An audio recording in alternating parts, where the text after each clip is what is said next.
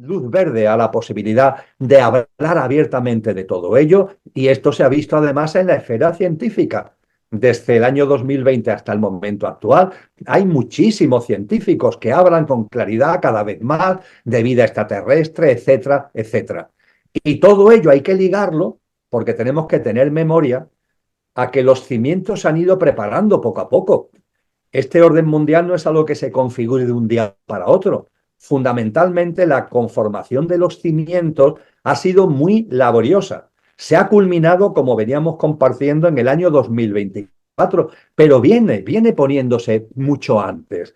Y yo diría que hay que remontarse, fíjate, a la época de Reagan y de Gorbachev para empezar a intuir lo que ahora puede ser. Yo no me atrevo a decir que sea así, pero hay que contemplarlo como una posibilidad, aunque nos pueda parecer de ciencia ficción. Porque Ronald Reagan, en el año 1985, ante la Asamblea General de Naciones Unidas, habló de la posibilidad de que nos encontráramos una forma de vida inteligente extraterrestre que obligara a los países del mundo entero a tomar una serie de decisiones frente a esa presencia inteligente extraterrestre. Y no quedó ahí la cosa, porque ese mismo año, esto está en los medios de comunicación, no me lo estoy inventando, en todos los medios de comunicación, no en los que se dedican a cosas raras, en todos los medios de comunicación.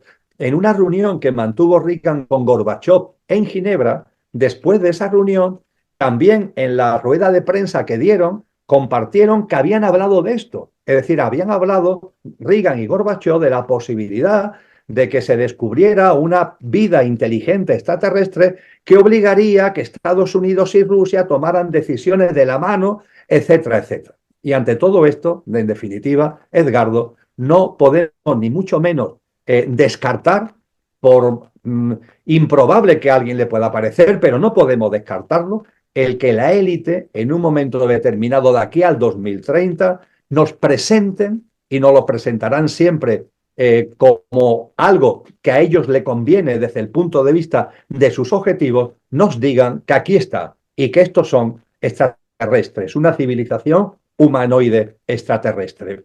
Cabe la posibilidad de que la presenten como amenaza, una amenaza mundial que haga precisamente que el nuevo orden mundial sea más necesario, con mucha presencia además del poder militar. Pero ojo, porque también cabe la posibilidad de que lo presenten como amigos, una civilización extraterrestre que también tenga ese contenido involutivo. Yo estoy convencido que hay muchas humanidades extraterrestres, estoy convencido que las hay muy evolucionadas, espiritualmente muy potentes, pero también me temo que la hay involutiva, y alguna humanidad involutiva extraterrestre será la que ellos nos presentarían en esta hipótesis que estamos manejando. ¿Con qué objetivo? Pues imagínate, aparecería en la televisión con los poderosos de este mundo esos seres extraterrestres que se nos pintan, en este caso, como buenos, entre comillas, aunque sus intenciones bajo cuerda tengan que ver con las intenciones y objetivos de aquellos que están configurando el nuevo orden mundial. Y esta civilización humanoide extraterrestre es tan buena que cura enfermedades, que nos ayuda, por ejemplo, a terminar con el cáncer, que nos dan enseñanzas tecnológicas para tener fuentes de energía que sean inagotables. Ante todo ello, la opinión mundial, una vez que haya digerido el enorme evento de encontrarse con delante extraterrestre, evidentemente aplaudirá absolutamente. Pero claro, después de lo superficial vendrá lo más hondo, porque la pregunta es obligada. ¿Qué pensáis de Dios? ¿Cuál es vuestra espiritualidad?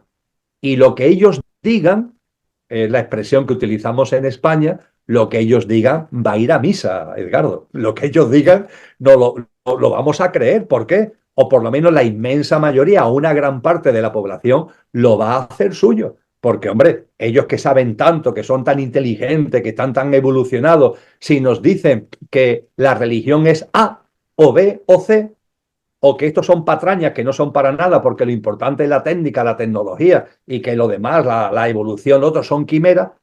En definitiva, lo que ellos digan, una gran parte de la población mundial lo va a hacer suyo.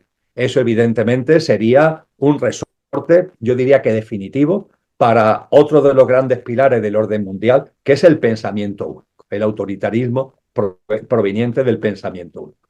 Así que estas reflexiones, que para ahondar en ellas con seriedad tendrían que ser mucho más extensas, pero lo he sintetizado mucho, Sí. simple y llanamente, para que no descartemos, yo no digo que esto vaya a suceder, pero no podemos descartar que se utilice esta vara en la recámara que tiene la élite en orden a conseguir sus planes de aquí al año 2030. Tiene toda la lógica, toda la lógica. Cambiemos, antes de terminar, cambiemos el escenario. Este programa se llama Conversando en Positivo. Veamos la parte luminosa un poquito, porque pienso que muchas personas pueden estar un poquito, se pueden deprimir con, con todo. Entonces tú planteas, por ejemplo, qué debemos hacer bajo todo este escenario. De alguna forma tú dices nacer de nuevo. ¿Qué significa?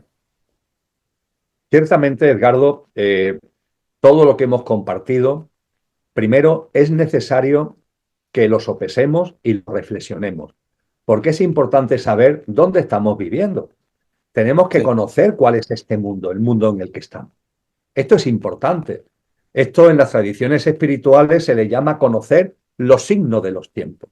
Y es importante conocer los signos de los tiempos, sobre todo cuando los signos de los tiempos quizás nos estén alertando que la transición a la nueva humanidad no está lejana, con lo cual el estar atento a los signos de los tiempos adquiere una especial relevancia.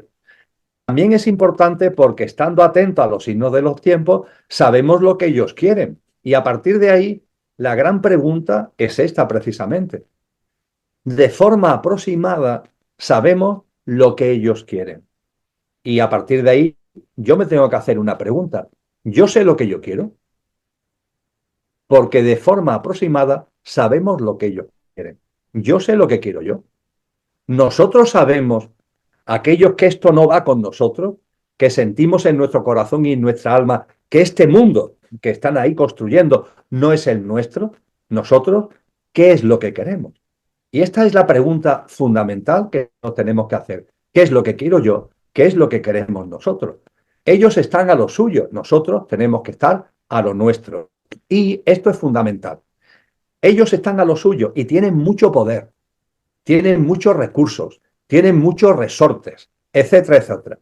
Pero ojo, no se nos puede olvidar, porque es lo que ellos quieren que lo olvidemos, que yo tengo la divinidad en mí, que yo tengo, como decía San Juan de la Cruz, la presencia de la divinal esencia. Porque ya desde tiempos antiguos nos enseñaron que aquello que no tiene origen, que es lo que ahora llamamos Dios, aquello que no tiene origen, es origen de todo lo originado y se encuentra presente e inmanente en todo lo originado, también en ti y también en mí.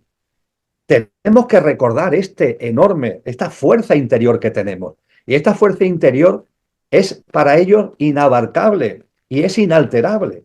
No hay que tener ningún tipo de miedo, es lo que ellos quieren, miedo, inseguridad, incertidumbre. Nosotros sabiendo lo que ellos quieren, sabiendo lo que está pasando, todo ello debe nutrirnos a nuestra conciencia para no olvidar lo que somos y poner en valor lo que somos. Yo diría que los signos de los tiempos tan distópicos son un grito que nos está dando la vida y por tanto también una oportunidad que nos está dando la vida para que tomemos conciencia de lo que somos y pongamos en valor lo que somos. Porque como no pongamos en valor lo que somos, toda la niebla y la confusión que ellos están generando nos va a aducir. La manera de que no nos abduzca en la Odisea, cuando Ulises con su barco pasa cerca de la isla donde están las sirenas que los atraen con sus cánticos para después matarlos, ¿qué es lo que hace Ulises? Hay que atarse al palo, hay que atarse al barco. Nosotros tenemos que afianzarnos en lo que somos, porque si no estos cantos de sirena del transhumanismo nos pueden atraer. Con lo que fíjate lo que estoy compartiendo. En lugar de ver esto como una amenaza, verlo como una oportunidad. Verlo como un grito que nos está dando la vida para que recordemos lo que somos, tomemos conciencia de nuestro ser y lo pongamos en nuestro día a día en presencia, con coherencia y con consistencia. Y esto no es difícil, porque esto se trata de ser buenas personas, de ser nuestra mejor versión, de sacar lo mejor de nosotros mismos. La nueva humanidad va a vivir desde las cualidades del alma. Esas cualidades del alma son las cualidades más bellas que tenemos como seres humanos. Vamos a empezar ya a plasmarlas. Este es el nacer de nuevo al que también nos boca Cristo Jesús de una forma muy bella y de una forma, por cierto, también muy contundente. Con lo que, en lugar de verlo como una amenaza, tenemos que verlo como una oportunidad. En los textos cristianos se nos dice, llegará el momento en el que la iniquidad rija el mundo. Pero ojo, ese mundo no es el vuestro. Este mundo, Edgardo, no es el nuestro. Posiblemente durante muchas encarnaciones lo ha sido. Ha sido el escenario donde nuestra alma ha ido evolucionando en una cadena de vida, pero ha llegado un momento que no por casualidad, no está lejano del paso a una nueva humanidad, donde nos damos cuenta que ya algo en nosotros ha cambiado y que este mundo no es el Ya nuestro. Satanás daba por hecho que estaba conseguido, el atrapar a la humanidad y que cuando aparezca el nuevo ciclo humano ni una sola alma esté en disposición, por su estado de conciencia, de disfrutar de ese nuevo ciclo humano. Y Satanás hace un desesperado intento. Son las famosas tentaciones. Os recuerdo una porque es muy llamativa. Dicen los evangelios que Satanás hace que Cristo Jesús vea todos los poderes y riquezas que hay en el planeta. Y le dice Satanás a Cristo Jesús, todos estos poderes, todas estas riquezas, serán tuyos si te postras ante mí. Serán tuyos si te postras ante mí. Su afán de ser como Dios, si te postras ante mí, todos estos poderes y riquezas serán tuyos. Y ojo, porque dice algo durísimo. Dice, y todo esto te lo puedo dar porque me ha sido dado. ¿Quién diantres le ha dado a Satanás todos los poderes y riquezas? Nosotros, nosotros, con nuestro alejamiento, con nuestra forma de vida, con nuestras creencias absurdas, materialistas, egoístas, egocéntricas. Nosotros le hemos dado todos los poderes y riquezas de este mundo. Y Él los reparte a aquellos que se postran ante Él conscientemente. Esa élite es involutiva. Los que están de verdad ahí, que yo no sé ni sus nombres, no me atrevo a dar nombres porque creo que es algo todavía tan escondido que no me atrevo a dar ni nombres. Esas personas que están ahí de verdad manejando el sistema socioeconómico posiblemente no sean nombres que conozcamos todavía. Y están postrados ante Satanás, reverenciándolo conscientemente, lo adoran, hacen prácticas satánicas. Algunas noticias que a veces salen de temas de sacrificio de niños, no sé qué, posiblemente tengan que ver con este tipo de prácticas satánicas. Los baños de sangre, todo lo que es lo más nauseabundo y de menor dimensión, de menor frecuencia vibracional. Estos que se han postrado ante Satanás. Y Satanás le puede ofrecer a Cristo lo que Él ofrece porque se lo hemos dado, no lo olvidemos nunca, es que se lo hemos dado. Quizás sea el momento de quitárselo. Pero para eso tenemos que empoderarnos, como decía al principio. Para eso tenemos que poner en valor lo que somos. No llenarnos de miedo. ¡Ah, qué miedo! Miedo ninguno, tenemos la divinal esencia. Ya está bien de víctima, ya está bien de derrotismo. Vamos a poner en valor lo que realmente somos. Y Cristo Jesús, por supuesto, no cae en la confusión de Satanás. Y Cristo Jesús sigue su vida. Una vida que tenía que terminar de dos formas. Primero, siendo perfecta. Y segundo, demostrando sin ningún tipo de duda que era perfecta. ¿No os habéis preguntado alguna vez cuando en Semana Santa o algunos continuamente recordamos la pasión de Cristo? Lo retrata muy bien, pero moderadamente, porque fue todavía mucho más doloroso, la pasión de Cristo de la película de Mel Gibson, dirigida por Mel Gibson. Se acerca. No llega, porque las imágenes de lo que hicieron con Cristo, la forma que tuvieron de torturarlo, tener en cuenta que es una persona ejemplar. Es el amor mismo. No hace otra cosa que el bien en sus obras, en sus pensamientos, en sus enseñanzas. Y sin embargo, se le calumnia, se le injuria, se le castiga, se le detiene. Y se le quiere matar en tortura, crucificado.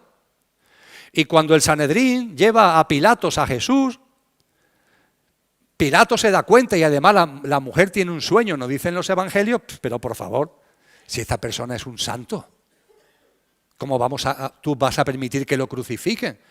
Y Pilato no quiere crucificarlo y aplica el derecho romano y lo castiga a un martirio tremendo de flagelación, de latigazos. Unos látigos con puntas de hierro que como mínimamente no se llega a la realidad en la película La Pasión de Cristo, cuando se le termina de dar los latigazos a Cristo Jesús, está en carne viva. La piel ha desaparecido, está en carne viva. La piel está hecha jirones. Y ya Pilato cree que con esto ya los judíos se van a quedar tranquilos. Y se lo enseña. Y los otros dicen que no, que hay que crucificarlo. Y Pilato se incumple el derecho romano porque ya ha juzgado a Cristo Jesús, ya lo ha castigado, no lo puede volver a juzgar. Y lo vuelve a juzgar bajo el apretón del Sanedrín judío por la insistencia y lo condena a ser crucificado. ¿Os imagináis lo que es hacer kilómetros con una cruz de madera cuando tu cuerpo está en carne viva? Amén, de todo el dolor que estás teniendo. ¿Os imagináis lo que es ser clavado en un madero? ¿Os imagináis cuando estás clavado al madero? Hay una tendencia del cuerpo a irse hacia abajo, pero te asfixias. Y como te asfixias, te intentas levantar para no asfixiarte, es instinto de conservación. Pero al levantarte, tu piel, que está hecha jirones, roza con la madera. Con lo cual, el sufrimiento es tremendo. Y esto es un proceso de horas. Cuando esto se pone de manifiesto, fue una crítica que le hicieron a la película de Mel Gibson, pero ¿cuánta sangre? ¿A cuenta de qué tanta sangre? ¿A cuenta de qué tanta sangre? Es que Cristo tenía que poner de manifiesto que era una vida perfecta. No valía decir, sí, claro, él es muy bueno hasta que le aprietan. A Galileo Galilei le enseñaron el potro de tortura y el tío dijo, mira, me he equivocado. No, Cristo tiene que aguantar. Y tiene que aguantar lo indecible para demostrar que no va a dar un paso atrás, que va a mantenerse en esa perfección, hagan lo que hagan con él. Tenía que poner de manifiesto que es una vida perfecta. Y cuando por fin expira en la cruz, cuando por fin su cuerpo físico muere, todo está cumplido. Se ha entregado una vida perfecta por ti y por mí. Esta es la realidad de Cristo y la realidad del cristianismo. Cristo no es un maestro más, como la New Age y otra gente intentan hacernos creer. Cristo es algo único. Es la fuerza cósmica más inmensa que por amor se hace carne para entregar una vida perfecta a cambio de la perfección que nosotros, es verdad que confundidos y nublados, pero finalmente por libre albedrío hicimos nuestro con el pecado original. Y a partir de ese momento todo está cumplido y el rescate está pagado. Es por lo que tenemos el ascensor abierto, si no, no estaría el ascensor abierto. Es un motivo más para que no perdamos esta oportunidad. Lo que ha habido que entregar para que esta puerta esté abierta. Y el cristianismo no es una religión, es un evento único en la historia de la humanidad. Marca un antes y un después en la historia de la humanidad. No creáis a los que hablan del cristianismo como una religión, no creáis a los que hablan de Cristo como un maestro. Es un evento único, fruto del amor, de un amor que es la única forma de conciliar justicia y misericordia y que ha abierto las puertas del rescate. Y ciertamente, amigos y amigas, y vamos ya concluyendo, para que eso fuera posible, hizo falta que muchas almas grandes, que no se habían alejado, que se habían mantenido ahí, no eran muchas, pero habían evolucionado mucho, también se pusieran a disposición.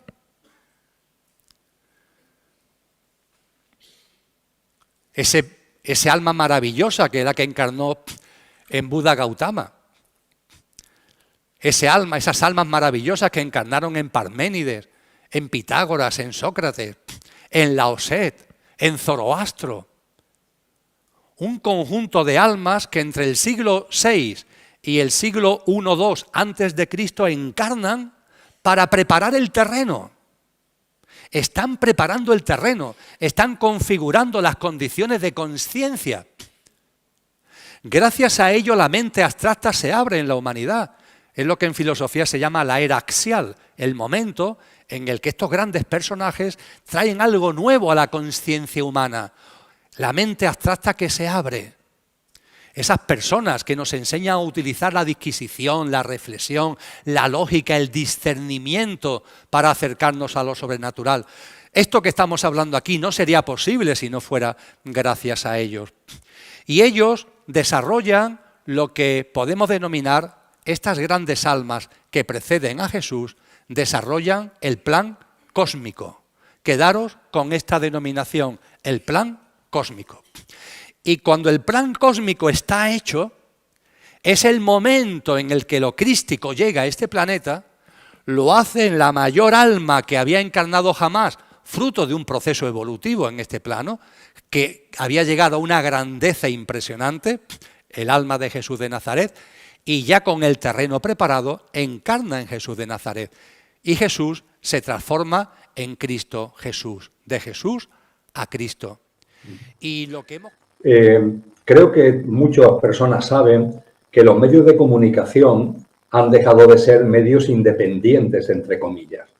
Hoy día los fondos de inversión, los grandes fondos de inversión, hay que recordar que los 12 mayores mueven en estos momentos un volumen de activos que es la mitad de la economía mundial, estando a la cabeza fondos de inversión como BlackRock y como Vanguard. Creo que esto ya es una información muy conocida y muy sabida. Pues bien, en los medios de comunicación, también en los españoles, desde hace un tiempo estos fondos de inversión han desembarcado masivamente y han desembarcado en todos los medios de comunicación, es decir, no solo en los que tienen un color político de cara al público, de cara al posible elector, comprador de la información, sino también en el conjunto de todo el espectro político. De hecho, si nos vamos a las grandes cadenas, Mediaset, A3 Media, etcétera, etcétera, ese desembarco de fondos de información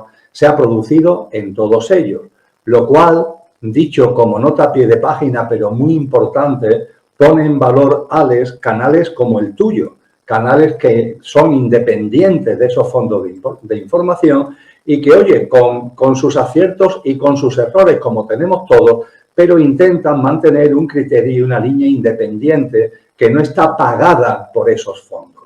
Pues bien, cuando hablamos, por ejemplo, del País, pertenece a un gran grupo mediático donde esos fondos de inversión han entrado a mansalva.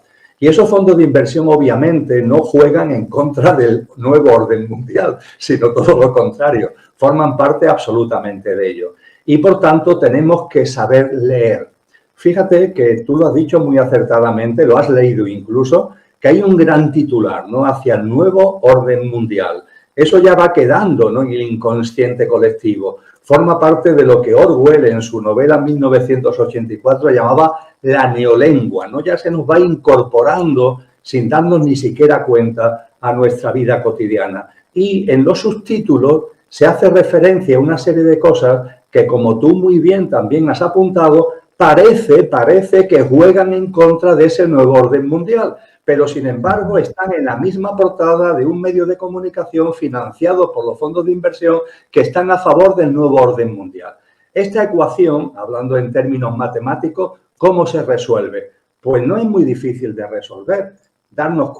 Se trata de darnos cuenta de que el nuevo orden mundial avanza en lo que a mí me gustaría denominar, para que nos enteráramos así de una forma coloquial, avanza en una banda ancha. Es decir, el nuevo orden mundial no se configura solamente con un plan. Tiene un plan A y también tiene un plan B. El plan A es el que conocemos a través de la Agenda 2030, el de todos los actores en el ámbito económico, político, social, tecnológico, militar, que están como alineados claramente a favor de ese plan A.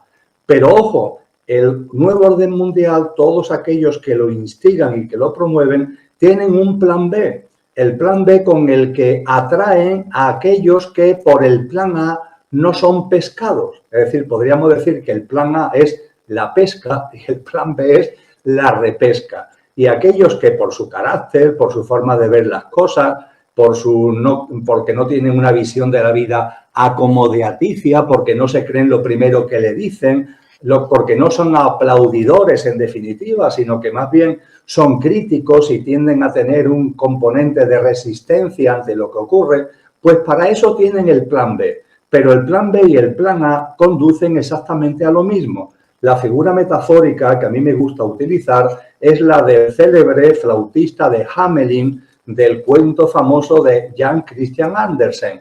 Y este flautista de Hamelin toca una melodía que curiosamente trae tras de sí en una fila a los aplaudidores, a los acomodaticios, a las personas que no quieren problemas, que se quieren creer lo que le digan, pero también esa melodía tiene la capacidad de atraer a otra línea que teóricamente va en contra, pero que no va en contra, porque aunque sea no aplaudiendo, sino tirando piedra, va detrás del flautista de Hamelin. Y es modestamente como veo la situación actualmente a nivel mundial.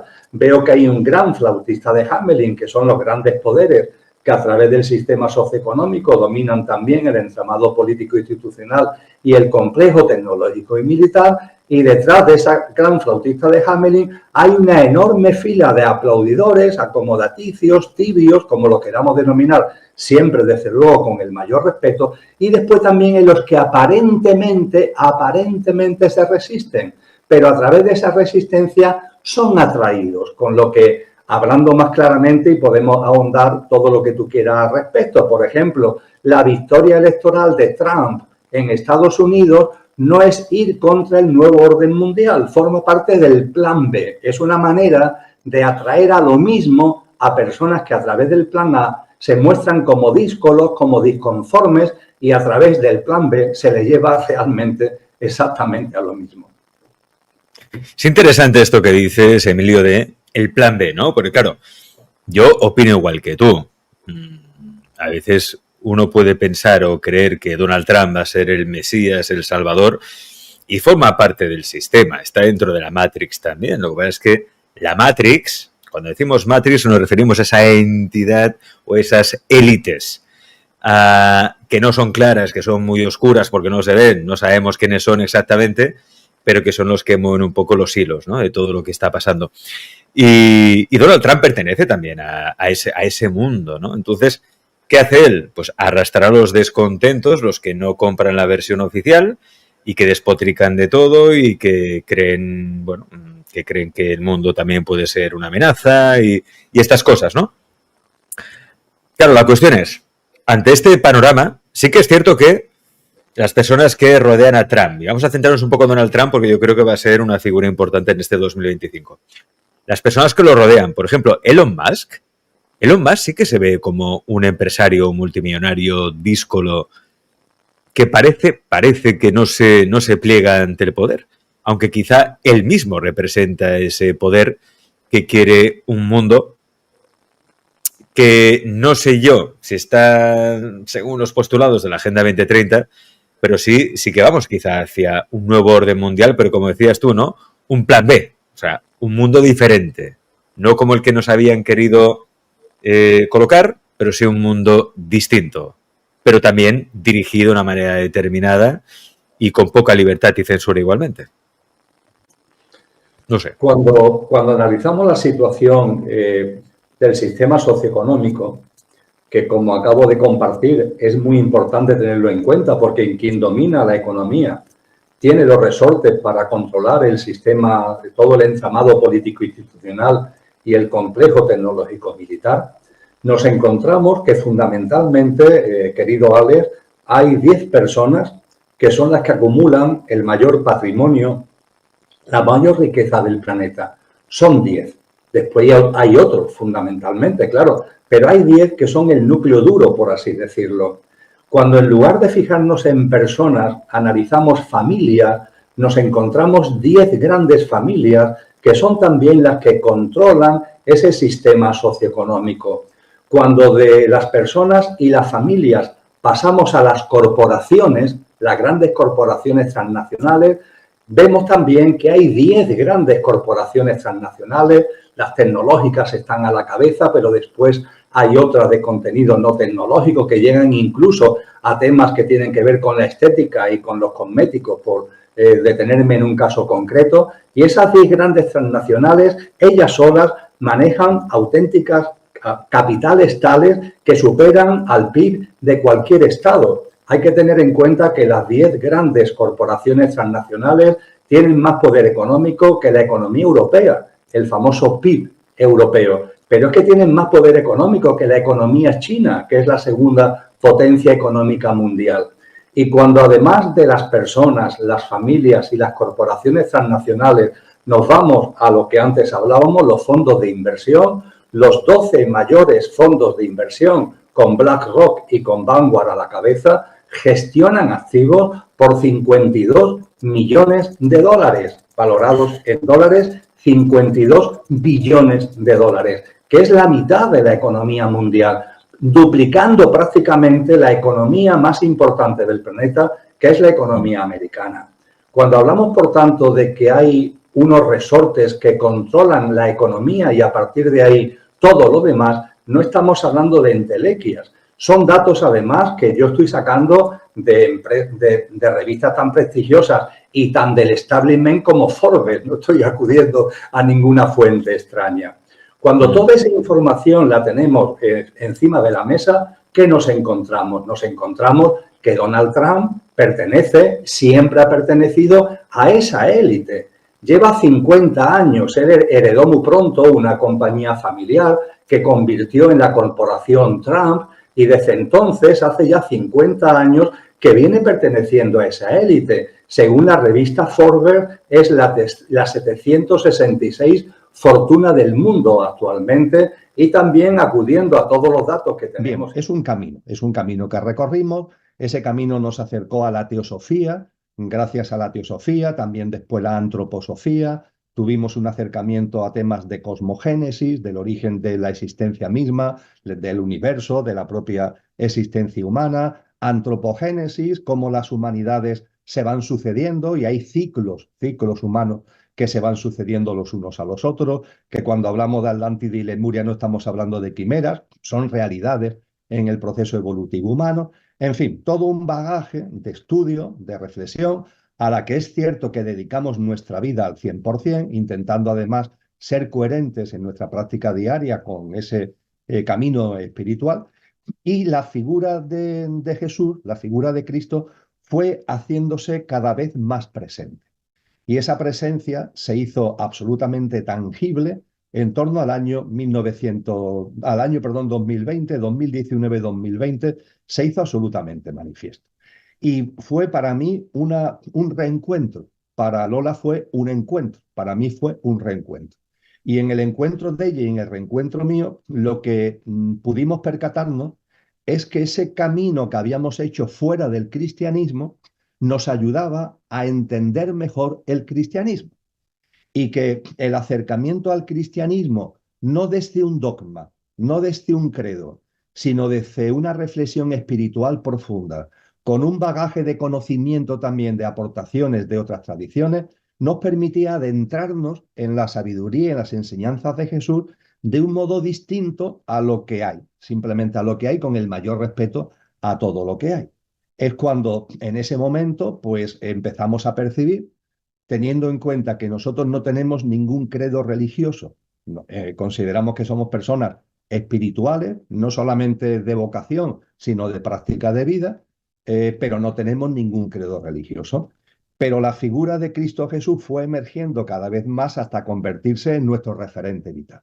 Y en estos momentos, hace ya unos años, Cristo es nuestra guía, nuestra brújula, lo que impregna y de alguna forma impulsa y promueve y nos atrae en el camino espiritual.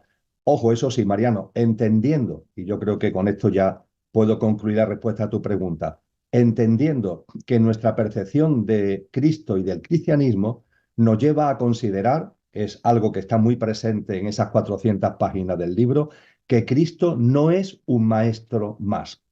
y que el cristianismo no es una religión, por mucho que tantas iglesias se empeñen en convertirlo en una religión. Cristo es mucho más que un maestro y el cristianismo es mucho más que una religión. Cristo y el cristianismo son un hito único, un hito histórico en el devenir no solamente de la humanidad y de la conciencia humana, sino de la vida del planeta y de la conciencia planetaria, un evento único que marca un antes y un después y que sigue impregnando y potenciando al máximo el camino de conciencia del conjunto de la vida en el planeta, del conjunto de la humanidad y, por supuesto, del conjunto de nosotros. Y es a partir de ahí donde empezamos a compartir, como tú dices, en conferencias, en encuentros, conforme nuestra propia labor de estudio, de análisis, va como generando en nosotros unos frutos, y para ello ha sido muy importante también que desde el año 2021 empezamos a compartir unos cursos online sobre la figura de Cristo, que de septiembre a junio, mes a mes, durante 14 sesiones, va desgranando contenidos que nos han ido sirviendo también para compartir con las personas y de esa forma hacer más didáctico, más divulgativo los contenidos finalmente del libro, porque esos contenidos a lo largo del curso 21-22, 22-23 y 23-24 se han ido como haciendo más fáciles de entender por este feedback, ¿no? A través de estos cursos. Así que es una labor de muchos años con un camino para nosotros muy bello de acercamiento y de comprensión de la figura de Cristo, desde el mayor respeto, por favor, a otra forma de verlo y otra forma de concebirlo, pero desde luego, insisto, para nosotros Cristo es mucho más que un maestro, el cristianismo es mucho más que una religión, es algo, un evento único que ha marcado un antes y un después y sigue marcando una realidad totalmente distinta en clave humana y en clave planetaria. Y creo que esto a lo largo del libro se va entendiendo y se va comprendiendo esta dimensión. Muchísimas gracias, Emilio, por aclararnos. Sí, tenía conocimiento de que hace años que están brindando talleres acerca de las enseñanzas de Jesús. Y claro, por eso te preguntaba, por esta primer pregunta, porque claro, al conocer también tu filosofía, las influencias que tienes también de Oriente, ¿no? De hinduismo, del budismo, del sufismo, del taoísmo, claro, con lo cual podría haber estado la idea de hacer un libro, no sé, de Siddhartha Gautama o sobre deidades vinculadas al hinduismo, como Krishna, como Brahma, como Shiva, entre otras, o el fundador del sufismo, que no me acuerdo ahora quién es. Sí, Lao, Arabi, por ejemplo, que le tenemos una gran sí, admiración. claro que lo has mencionado en varios encuentros. Lao Tse, también fundador del taoísmo. Así que gracias por comentarnos, por aclararnos la decisión que sustenta el interés por dedicarle la obra a Jesús de Nazaret, que como tú bien mencionabas, es mucho más que un maestro. También interesante que menciones que este libro no profesa ningún credo religioso. Bien, sabemos que hablar de Jesús sin ningún credo religioso para un número determinado de personas es formar parte de una secta satánica o de la New Age, ¿no? No sé, esos inventos que se hacen por ahí. Así que qué bonito estar en una sociedad donde una editorial, que es de editorial Sirio, ¿no? Perfecto, editorial Sirio, poder hacer un libro basado en Jesús sin que sea condición necesaria profesar ningún credo religioso, ¿bien? Y también comparto, Emilio, y destaco que el cristianismo no se puede encerrar en ninguna iglesia. Es excelente lo que has mencionado. ¿Y qué fue lo que movilizó la transición de escribir en base a la mística de San Juan de la Cruz, que creo que es tu anterior libro con Sirio, a pasar a escribir sobre la sabiduría profunda de Jesús? ¿Puedes comentarnos cómo fue esa transición natural? Yo diría que el acercamiento a la mística cristiana en particular, perdón, en general, que el acercamiento a la figura de Juan de la Cruz muy en particular, que tuvo como resultado un libro que aparece con mi nombre, pero claro, en la labor que yo realizo, la presencia patente, como es el caso de este libro, o latente, como es el caso de San Juan de la Cruz, la presencia de Lola siempre está ahí. Y podemos decir que el acercamiento, como decía, a la mística cristiana en general y a San Juan de la Cruz en particular, nos ayudó a entender cómo a cerrar, por así decir, las piezas del puzzle. Esas piezas que teníamos de alguna forma ya sobre la mesa, como consecuencia de todo ese bagaje de estudio, de reflexión, de análisis, también de cariño, ¿no?, hacia todas esas tradiciones que hemos hecho referencia, ya estaban en la mesa y como la figura de Cristo empezaba ya de alguna forma a articularlas, para nosotros las enseñanzas de Juan de la Cruz las terminaron de articular. Porque Juan de la Cruz tiene una enorme profundidad. Por ejemplo, desde el punto de vista meditativo, de la meditación, por ejemplo, que bueno, es la culminación de la ciencia del yoga, ¿no? Las etapas superiores del yoga, como enseñan los Yoga Sutras de Patanjali, es Sanyama, es la meditación, ¿no? Dentro de la meditación, lo más alto es Samadhi, ¿no?, lo que San Juan de la Cruz llama la alta contemplación. Entonces, el entendimiento de la mística cristiana y las aportaciones de Juan de la Cruz a lo que es la meditación, por ejemplo, nos permitió cerrar círculos. Y pudimos comprender cómo aquellas personas que de verdad, no de boquilla, sino de verdad, se han empapado en Cristo, es como si surgiera un espíritu de la verdad de ellos, que hacen no solamente que vean cosas que los demás no vemos, sino que adquieren como una capacidad de explicar esas cosas y de ponerlo a nuestro alcance. Y esto en San Juan de la Cruz se ve maravillosamente. En el caso de la meditación, por ejemplo, nosotros que hemos estudiado la meditación oriental y la hemos practicado y la practicamos, nadie en la historia de la humanidad ha explicado lo que es la meditación y lo que se experimenta en esos estados de alta contemplación como San Juan de la Cruz. No ha habido ningún yogi, no ha habido ningún gurú, no ha habido ningún Mahatma que lo haya experimentado y explicado, ¿no?, de la forma que él lo explica. Pongo el ejemplo de la meditación, pero podría poner en referencia otras cosas, que es lo que finalmente da título al libro de San Juan de la Cruz, La sabiduría escondida de Dios. Porque percibimos que Juan de la Cruz, al haberse impregnado del cristianismo, es capaz de sacar a la luz una sabiduría escondida, que está ahí, que está al alcance de todos, pero que sin embargo, si seguimos determinados caminos vinculados a este mundo, no somos capaces de sacarlo. Y Juan de la Cruz, impregnado del cristianismo, para nosotros fue un ejemplo de que esto no son palabras, sino que son realidades. Y yo diría que Juan de la Cruz fue la espoleta definitiva que nos lanzó a centrarnos definitivamente en la figura de Cristo, en su sabiduría y en sus enseñanzas.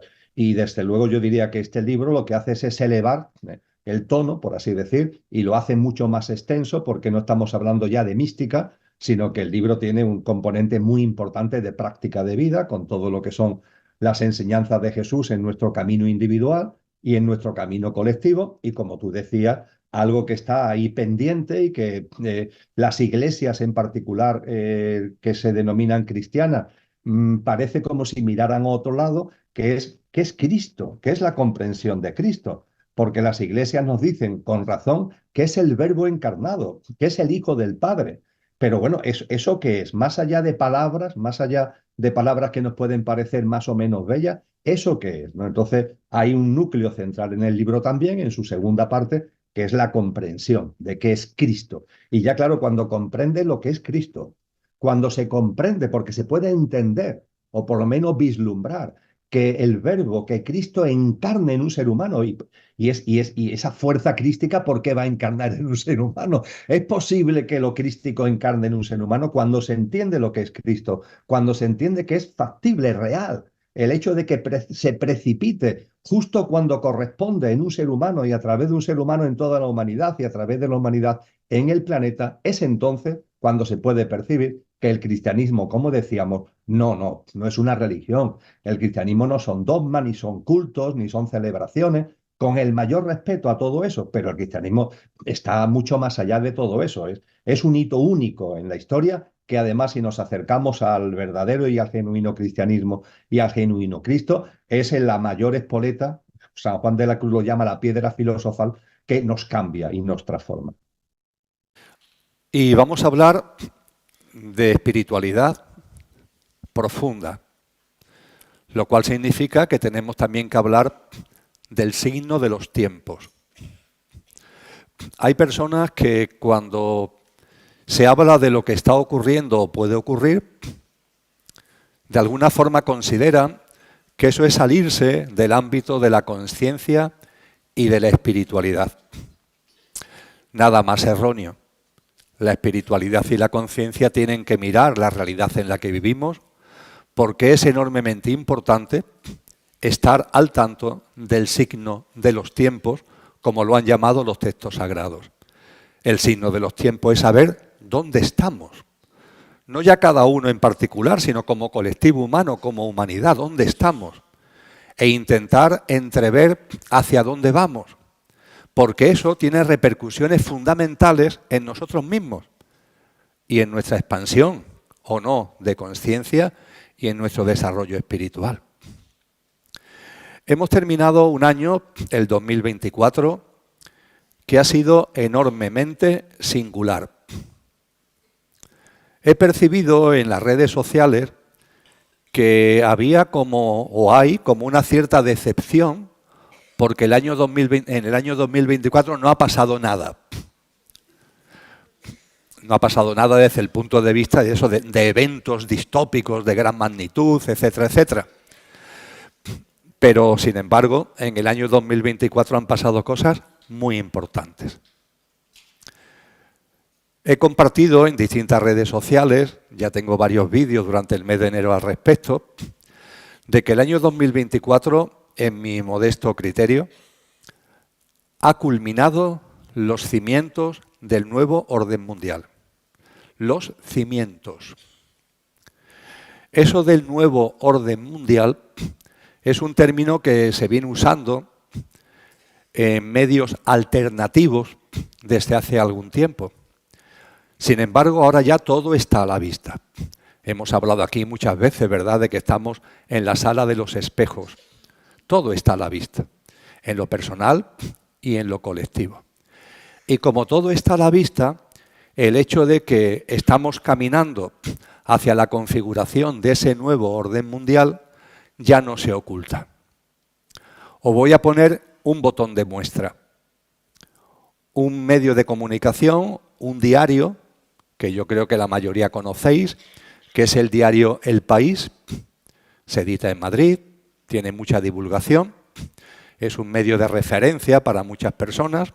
Pues bien, nada más comenzar el año 2025, de hecho, el primer domingo del año 2025, el 5 de enero, en su portada, en la portada escrita entre comillas, aunque también se recogió lógicamente en las páginas de internet, pero en la portada escrita, a todo titular, en 5 grandes columnas que cogían toda la parte superior de la portada del periódico, decía: hacia un nuevo orden mundial. Acabamos de comenzar el año 2025. ¿Hacia dónde vamos? Hacia un nuevo orden mundial. Y esto ya, insisto, no es que se diga en ambientes o en contextos alternativos, no. Es algo que ya se habla con toda claridad. Y os comentaba que, a mi modesto entender, el año 2024 ha culminado los cimientos. Yo creo que todos sabemos que cuando se va a hacer un edificio, la cimentación es muy laboriosa y es fundamental. Una vez que ya los cimientos se han forjado, los cimientos se han elaborado, una vez que los cimientos están hechos, ya las plantas del edificio se van levantando, vamos a decirlo así, con cierta rapidez. Pero es fundamental que los cimientos estén asentados y culminados. Pues bien, percibo que el año 2024 ha servido para culminar la cimentación del edificio al que podemos denominar nuevo orden mundial. Y que lo que vamos a ver en los próximos años es cómo se van levantando las plantas, una tras otra, año tras año, que en la fecha programada por los que están construyendo este edificio, quieren que esté concluido, no ya los cimientos que ya se han concluido, sino el edificio quiere que estén concluidos en el año 2030, con la famosa Agenda 2030 como orientación y guía, y que en ese año 2030 el edificio esté terminado. Se han concluido los cimientos, ahora toca ir levantando las distintas plantas. Con lo que el año 2025 al 2029, un lustro, 5 añitos, del 2025 al 2029, va runto, que lo que vamos a ir viendo es cómo se van levantando las distintas plantas para que en el 2030 la construcción, la edificación del nuevo orden esté ya absolutamente concluida. El año 2024, en mayo, se celebró una Asamblea Mundial de la Salud de la Organización Mundial de la Salud, donde aparte de dar un avance importante en la modificación del Reglamento Sanitario Internacional, se dio un avance considerable, se tiene ahora que cerrar en la Asamblea del año 2025, pero allí se dio un avance considerable a unas modificaciones del articulado con el objetivo de que todo lo que tiene que ver con la salud, con la sanidad, esté en el marco de un sistema de gobernanza global. ¿Qué significa un sistema de gobernanza global? Que los países, los estados, los gobiernos no son los que mandan, sino que hay por encima una estructura que es la que toma las decisiones y la que gestiona. En los casos en los que se establezca que esas competencias ya no están en manos de los países, sino de una autoridad global, en este caso, la Organización Mundial de la Salud. Y además, en esa Asamblea Mundial de la Salud, se aprobó el denominado Tratado de Pandemias. El Tratado de Pandemias es un documento que fue aprobado sin el voto en contra de ningún país, en donde se cambia la consideración de una pandemia. Hasta ahora, ¿qué es lo que se entendía por una pandemia? Un patógeno, un virus, para entendernos. Un virus que tiene un impacto en la sociedad y eso da lugar a una situación pandémica. El Tratado de Pandemias ha ampliado este concepto y ya no es solamente la existencia de un patógeno, sino igualmente la sospecha de que vaya a venir un patógeno. No la existencia, que por supuesto, sino la sospecha. Y por si esto fuera poco, se ha ampliado el abanico y también se considera situación pandémica que daría lugar a que la Organización Mundial de la Salud tomara medidas a escala mundial, las emergencias climáticas. Es decir, todo lo que tiene que ver con el medio ambiente, el cambio climático, también se mete en el apartado, en la conceptualización de pandemias, tal como, insisto, se ha acordado en ese documento público, no es ningún secreto, aunque no se divulgue mucho, que es el Tratado de Pandemias. Os recuerdo también que no mucho después, esto fue a finales de mayo, principios de junio del año 24, os recuerdo que en el mes de septiembre, concretamente los días 21 y 22 de septiembre, se celebró en la sede de Naciones Unidas un encuentro con la representación de todos los países del mundo que se llamó la Cumbre del Futuro. La Cumbre del Futuro ha aprobado el denominado Pacto para el Futuro. Ese Pacto para el Futuro fue aprobado, la web de Naciones Unidas lo pone en valor, sin el voto en contra de ningún país. Es verdad que hubo un puñado pequeño de países que se abstuvieron, muy pocos, pero ese Pacto para el Futuro finalmente, insisto, fue aprobado sin el voto en contra de ninguno de los 193 países que estuvieron presentes en esa Cumbre del Futuro convocada por Naciones Unidas. ¿Y qué es lo que hace el Pacto para el Futuro? Pues pone los cimientos para que el sistema de gobernanza global no solamente se dé en materia de sanidad, sino que se vaya ampliando a otros campos, a otras materias, a otros asuntos, como iremos viendo precisamente en estos años, en la medida en que el edificio se vaya construyendo. En el propio Pacto para el Futuro se aprueba como anexo, un anexo que tiene 12 páginas, ni más ni menos, se aprueba el Pacto Digital Global. El Pacto Digital Global, amigos y amigas, es una parte del Pacto para el Futuro que marca toda la preferencia económica y presupuestaria para la digitalización. Y vamos a ir viendo en estos 5 años próximos, empezando por el 25, cómo la digitalización de la sociedad en todo va a ser espectacular. Y allí además, en ese pacto digital y en ese pacto para el futuro, se dice con claridad que las inversiones públicas y privadas que las asignaciones presupuestarias de todos los países a nivel mundial tienen que ir dirigidas con absoluta prioridad a la digitalización. Hombre, si a mí me preguntan cuál debe ser la prioridad en la gestión, en la asignación de los recursos presupuestarios y de las inversiones públicas, yo me atrevería a decir que la salud es muy importante, que la educación es muy importante, que los equipamientos y las infraestructuras son muy importantes, pero sin embargo, lo que se ha acordado es que todo eso es secundario, porque lo realmente prioritario es la digitalización. Yo que me muevo mucho en ferrocarril, en mi medio preferido de transporte, soy testigo de cómo el ferrocarril funciona cada vez peor. Hoy, por ejemplo, he tenido un retraso en la línea Sevilla-Zaragoza por una incidencia técnica en Córdoba que ha hecho que en un momento concreto el AVE trajera un retraso de 40 minutos. Después medio lo han restablecido y hemos llegado con 26 minutos. Si hubiera sido 4 minutos más, el 50% del billete, pero ha llegado con 26 minutos. Las carreteras están cada vez peor.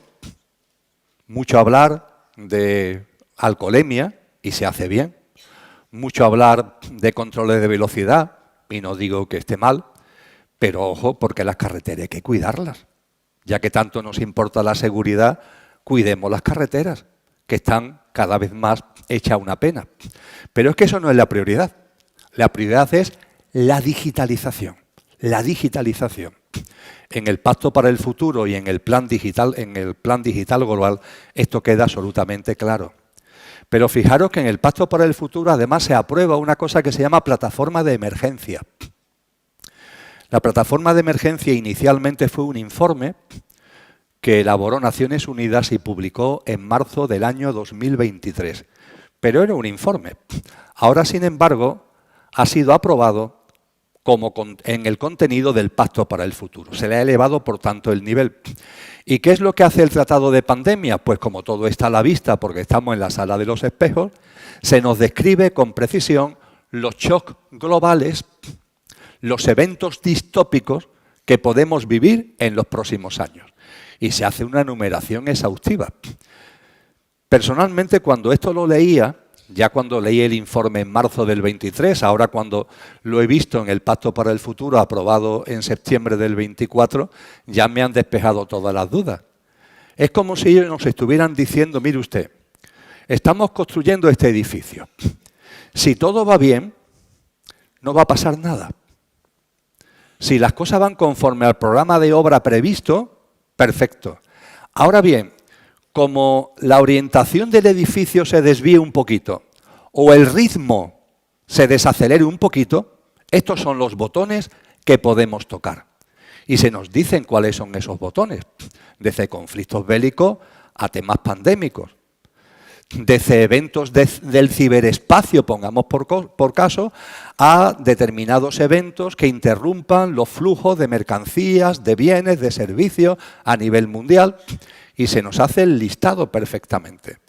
Es como el cuadro de mando que está ahí y que tocarán uno o varios botones si perciben que la construcción de estas plantas no va al ritmo adecuado o hay alguna desviación conforme al programa previsto. Posteriormente, en octubre, porque todo esto va muy rápido, una parte de países que se reúnen en torno a lo que se llaman los BRICS. Los BRICS es un acrónimo de 5 países: Brasil, Rusia, la India, China y Sudáfrica, que hace ya un tiempo formaron un bloque geopolítico para no estar sometidos al bloque occidental. Ese bloque ha ido creciendo. En esta reunión, en esta cumbre de los BRICS, que se celebró a finales de octubre en Rusia, fue el lugar donde se llevó a cabo, asistieron más países y hay hasta 30 países que han pedido ya incorporarse a ese bloque. Pues bien, dentro de los acuerdos de esa cumbre de los BRICS se aprobó algo muy llamativo, que es el BRICS Pay, En inglés, pay es pagar. Y BRICS es el acrónimo de estos países. ¿Qué es el BRICPay? El BRICPay es una plataforma de pagos internacional. Y esa plataforma de pagos internacional, que estos países la ponen en marcha para no estar sometidos al dólar fundamentalmente y tener sus propias formas de realizar operaciones y transacciones económicas y comerciales, tiene un elemento muy llamativo. Porque hablando de digitalización, uno de los aspectos más importantes de la digitalización es la digitalización financiera. La transformación del dinero físico en dinero digital. Pues bien, el BRICPay utiliza los blockchains, es decir, son, para entendernos, criptomonedas, dinero puramente virtual. Y es llamativo que estos países, que son como un bloque alternativo, hayan hecho suyo lo que es uno de los ejes fundamentales, precisamente, de esa digitalización a la que estemos haciendo referencia. Pero es que poquitos días después se celebraron las elecciones norteamericanas. Elecciones norteamericanas que no hace falta que recordemos los resultados y que hace que el próximo lunes, si no pasa nada, el próximo lunes, Donald Trump vaya a volver a la Casa Blanca. Las elecciones americanas, la victoria de Donald Trump, hay quien piensa que es una victoria contra la élite, que esa victoria trastoca los planes de la élite. La verdad es que creo que cuando se habla de este tipo de cosas hay que hacerlo con fundamento. Y para hacerlo con fundamento tenemos que recordar que Donald Trump pertenece total y absolutamente a la élite. De hecho, siempre ha pertenecido. Él, de jovencito, heredó una fortuna familiar, una corporación, que posteriormente la transformó en la corporación Trump.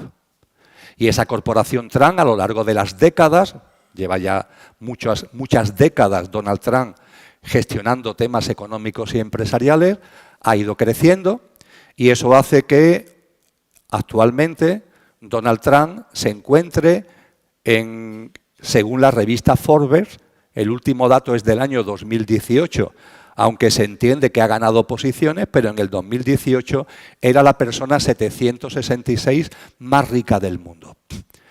Y no solamente este dato económico, con una fortuna que se le calcula de unos 4.000 millones de dólares, sino que por su forma de vida, su estilo de vida, encaja total y absolutamente con lo que es la élite.